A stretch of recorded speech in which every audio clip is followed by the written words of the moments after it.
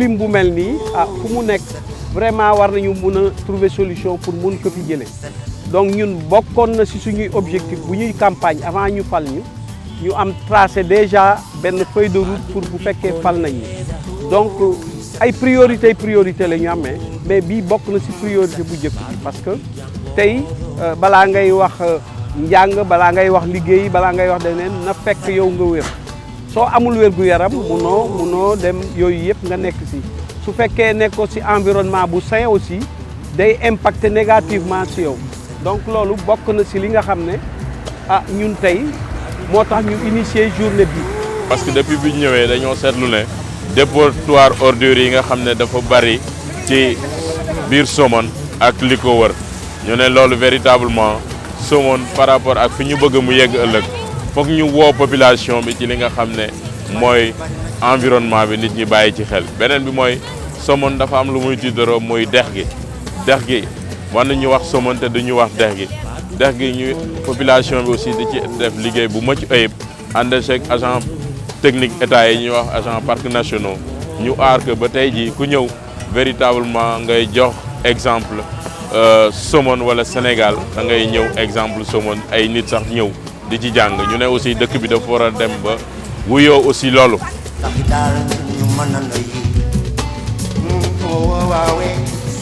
Badundi koleza badundi apollo badundi jangoro ñu mën je pense que lii tey bu dee mën nañ ko natt mu ngi soog a am ci Somone histoire dina ko bind kon loolu lu ñuy rafetlu lu ñuy encouragé la di ñaan nag yàlla def aussi at mu jot ñu koy def ni waaye aussi di sensibiliser nit ñi xamante ne aussi setal rek benn ñaar semaine ñëwaat tilimalaat amul benn njëriñ kenn ku ne na jël ay responsabilité xam ne ni mu yeewoo ci biir këram bëgg cet bi ci biir këram na ko bëggee ci biti ndax set ci biir tilim ci biti amul benn njëriñ. bu ñu ñëwee tey man dama kontaan xam nga lu tax ma kontaan set mooy lépp parce que fii y en a des années dañuy jël mbalit mi ñëw ñu ko këppal fii te ça c'est pas normal. mbalit da nga koy tuuri si poubelle nga ko war a tuuri waaye doo ñëw fekk def ñi nga xam ne fi ñu dëkk nga jël ay poubelle di leen ko fa tegal c'est pas normal du yoon du dëgg du yoon vraiment nag ñu ngi sant suñu maire bu baax parce que lii c'est la première fois mu am Somone. nga yëngu ci environnement ñu ñëw sa dëkk jël une semaine nettoyage c'est la première fois si commune bi la amee avec maire Salif Diouf loolu dañu si am cant ak ngërëm am kontaante ci di ci nuyuwaale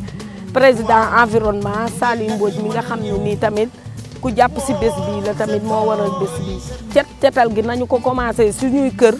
génn ko ci mbedd yi wane un bon exemple soo rombee mbuus buy taxawaalu nga yëkkati for ko dugal ci poubelle bi.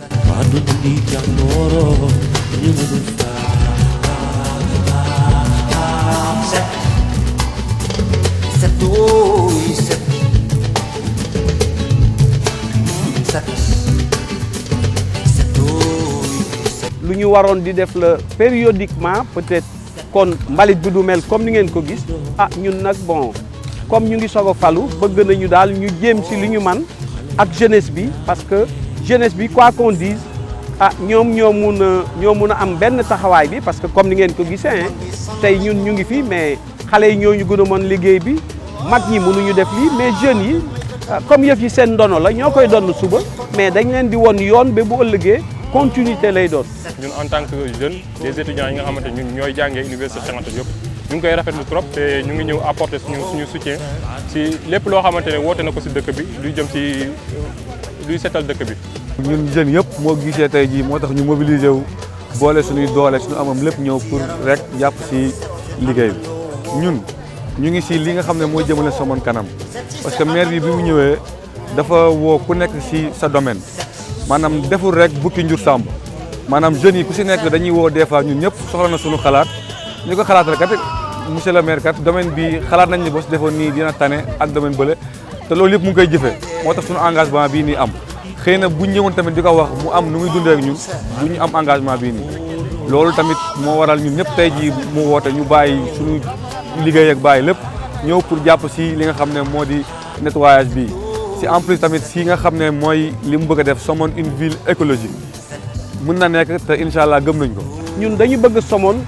une ville écologique mais dañu bëgg a joxe exemple sax ba mu def tache d'huile ci yeneen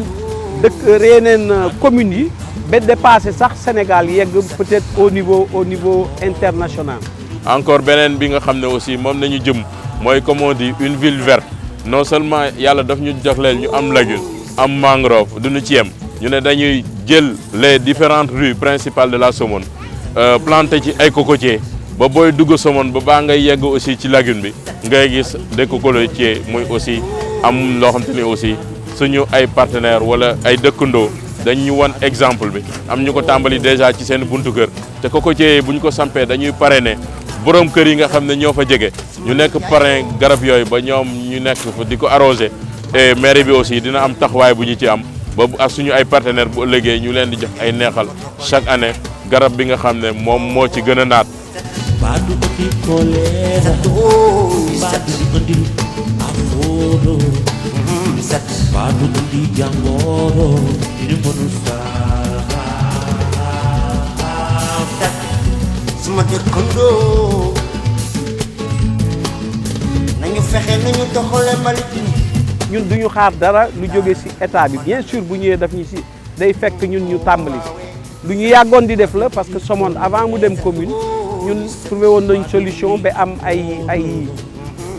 ay suñu camion bopp di fay sax par kër par famille ou par borom kër pour ñu mun di an mbalit bi tey bu ñu nemee ba dem commune loolu day fekk idée bu ñu amoon la maintenant ak accompagnement képp koo xam ne yaa ngi gravité autour de Somone tey day am solo ñu li nga xam moo gën a jox Somone gëdd muy environnement beeg lagune am beeg yëpp vraiment ñu fexe ba ku fi ñëw xam ne Somone set na parce que am na solo ñu nettoyer mais bañ a tilimal moo gën mais nit ñi ak lu mun ci di am bu mentalité yi changé ak comportement yi mais li ñu bëgg ci Sénégal duñ ko am. li ñu mën a indil Somone mooy suñu kàddu fu mu mën a jotee ci kaw te mën a indi lépp luy développement ci Somone ci la ñu nekk ci lañ continuer di nekk parce que Somone boo xoolee jafe-jafe yu bëri am na fi te loolu lu ñu war a souligner la muy ci wàllu cadre de vie bu jaar yoon lépp loo xamante ne muy infrastructure routier muy dëkk boo xamante ne dafa soxla ay tali dafa soxla assainissement bu am solo ndax turu Somone fi mu yegg la kon loolu ñu ngi ci woo état bu Sénégal en tant que chargé de mission à la présidence maa ngi koy wax di yëkkati sama kaddu xamal na ne Somone a tout donné l' état du Sénégal léegi nag état bu Sénégal moo ko war a delloo njukkal. Badu di kolera, badu di apolo, badu di jangoro, ini manusia. Véritablement ñu am satisfaction bu rëy gis ne population bi ñëw nañu ku ci nekk nga indi pic am di pelle ak aussi groupe d'étudiants yi association des élèves et étudiants de la Somone ak association des riverains ak aussi sunu partenaires yi muy ñi nga xam ne ñoo yor ay réceptifs hôteliers ak aussi les restaurateurs ba ci aussi les GIE des femmes yi nga xam ne ñoo nekk ci marché bi ba ci village artisanal bi sans oublier aussi l'association des associations sportives comme ni ma ko waxee encore une fois de répéter par ailleurs aussi y a aussi suñu mbokki charrette borom charrette yi ñuy suñu mbokki séeréer yi nga xam ne ñoo fi nekk di yëngatu ci charrette yi ñoom ñëpp aussi bàyyi seen liggéey yëpp indi seen charrette ak seen jaasi ñëw jàpp ci liggéey bi ak aussi suñu mbokki Haalpulaar yi ñëpp véritablement les couches composantes sans oublier aussi l'association des riverains de la Somone. Voilà, je suis en compagnie de monsieur Mbodj qui a, avec l'équipe de la nouvelle mairie, vraiment organisé un grand nettoyage sur plusieurs jours cette semaine qui a débuté aujourd'hui. Déjà, ils ont pris de l'avance hier. Voilà, nous sommes en train de vraiment faire un énorme nettoyage. Aujourd'hui, comme nous avons l'appui des camions bennes de UGC aussi et d'une pelle aussi qui appartient à quelqu'un de l'association. Nous remercions monsieur Rack et sa famille. Nous avons pu vraiment faire un énorme travail de nettoyage au niveau de tout ce qui est déchets végétaux et beaucoup aussi au niveau des gravats. Nous avons déjà rempli 3 camions entiers, ce qui est vraiment, vraiment énorme. Donc nous essayons de sensibiliser la population, également les chantiers en cours et futurs, à gérer même en amont quand ils ont une construction à faire, à prévoir déjà l'évacuation de ces gravats-là. Parce que la route est à tout le monde. Et aujourd'hui, nous sommes contents de dire que voilà, nous nous réveillons pour vraiment faire quelque chose pour le pays et non pas attendre que le pays fasse quelque chose pour nous. Et nous avons ce slogan de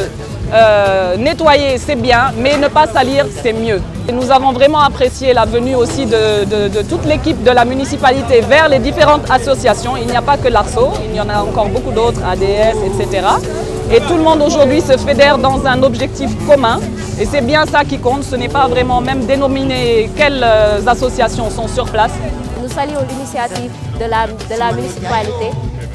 dans la perspective d'un esprit sain dans un corps sain. Et on ne peut pas parler de nouer des liens avec la collectivité sans pour autant participer aux activités qu'ils initient. ADS yàgg na liggéey ci environnement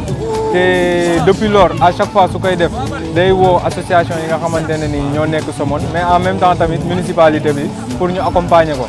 tey nag municipalité bi dafa jël initiative jël ci journée de l'environnement bi mu fexe Somone nekk commune boo xamante ne ni référence lay doon ci commune yi nekk ci Sénégal ci côté propreté léegi mu xool association bi nga xamante ne ni activité principale am mooy yëngu ci wàllu environnement mu ne ko pour mu ñëw accompagner ko ADS ñëw tamit rafetlu loolu noonu accompagner ko ak yeneen association yi nga xamante ñoo nekk ci biir Somone jàpp ñun ñëpp xool artères grandes artères yi nga xamante ne nii soxla nañ ñu débroussailler leen defaraat ko ba mu gën a rafet dindi tilim tilim yi nga xamante ne nii moo ci nekk sa suba ba léegi nii ci loolu nañ nekkoon.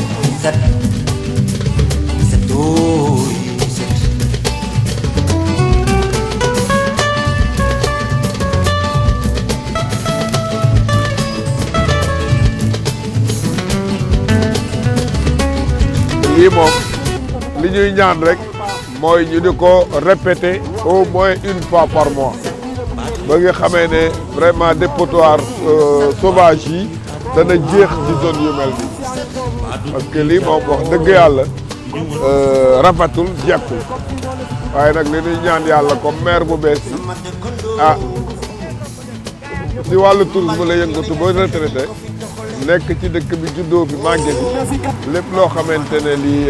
luy baaxal fii rek la moom loolu yitteem donc yal na yàlla dolli jàmm mais ñu wér ak tal ak fecce ba ñu mun a yeggale suñu mébét ci dëkk bi. On a pu avec madame la maire ak présidente femmes yi organiser wu ba nga xam def nañu ay cellules. dañu fas yéene gox-goxaan yi parce que ñu ngi am ay cellules yi jigéen ñoo xam ne ñu ngi ci biir dëkk bi ci gox yi am nañu 22 cellules yoo xam ne ñu ngi ci biir Somone cellule bu nekk am na ay représentants environnement am na ay présidente dañu fas yéene bu ñu set-setalee une semaine yi ba mu jeex cellule bu nekk dañu fas yéene wax ak yow sa koñ set ngeen jël semaine bu nekk ngeen set-setal koñ boobu suñu monsieur le maire bi nga xamante ne nii sax yéeneem dafa jéggi dayoo moom mu ngi neexal jigéen ñi sax ci nettoyage boobu ne leen suñu demee ba fin d'année dinañu xool koñ bi gën a set ñu neexal seeni borom kon loolu am na solo torop ñun li ñu gën a foore moom conseil municipal bi ak monsieur le maire Salifou Diouf mooy jëf la ñu gën a mën a wax parce que ku ñëw fii tey jii xam ne ñii dañuy jëf mais duñu topp di wax waaye ñu ngi jaajëfal dëkk bi yëpp di leen sant di leen gërëm. sensibiliser waale aussi population bi pour bu ëllëgee ñu bañ ñu kenn ku nekk ci ñun am un comportement responsable et comme may faral di wax rek environnement c'est un secteur qui est transversal te comportement la boo xam te ni dafa laaj ku ci nekk ci ñun muy individuel de tout un chacun képp ku ci nekk ci ñun même boo wéetee da nga war a bàyyi xel ne da nga war a bàyyi xel aussi ci alam bi en dehors de la sensibilisation dañu war a teg aussi ay pôle mbalit durant la Somone ci allées principales yi bu ëllëgee aussi ñu teg ko fa ba dina nekk à la portée des populations d'une manière générale. Le tourisme c'est une activité transversale. Boo nee transversale tout est dedans. Am na la propreté c'est-à-dire l'accueil am na l'environnement mooy la propreté comme nii ñuy def nii vraiment moo tax ñu am ci kontaan bu rëy a rëy au niveau de cette journée tey. Somone c'est une ville internationale boo déggee ville internationale ay nationalités yu bëri waxtuma ay Sénégal mais plusieurs nationalités ñoo fi taxaw donc boo ko defee Somone c'est une vitrine au niveau du Sénégal. li nga xam ñëpp a ko bokk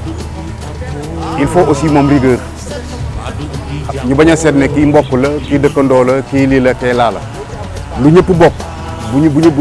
maire bi bu defee action nii ba pare koo xam ne jalgati na jël na mbalitam turu ko ci mbedd bi dañ ko war a teg ci yoon man de fii nii képp ku defati loolu service d'hygiène lay woo sans état d'âme nag. ñu ngi waxtaan ak waa UCG ñu ngi waxtaan ak waa Enda Énergie ñu ngi waxtaan ak même quelques services de l'État ñu ngi waxtaan même ak ay ONG Tostan ak ñooñu ñëpp vraiment pour seet naka la ñuy valoriser mbalit bi parce que mun nañ ko valoriser mbalit bi c'est de l'or mun nañu dem bu créer ay emploi yu bëree bëri ba nga xam ne ñun li ñu bëgg def dinañ ko def même à travers mbalit bi yeneen yi soog a ñëw mun ko compléter. dafa nekk loo xamante ni tey képp koo xamante ni tey gisuñu ko fi sax mën nañoo jàpp que ne ngant la am mais ki nga xamante ni mooy maire bi tey amul kenn koo xamante ni tey di nga dégg ne li muy def nii tey nga am benn xel ñaar ci ñëw ci bañ a ñëw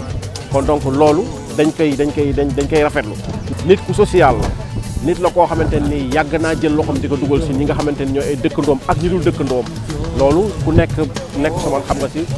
nga si loo xamante ni loolu leer la. tey gis ngeen jeunes yi wax naa leen ko suñu waxtaan ne leen tey yéen ñëpp ay maire ngeen c'est-à-dire day am ku ñu jiital rek dëkk bi tey ku am xalaat bu baax di ko def pour bien-être dëkk bi pour bien-être population yi taxawaayu maire nga am.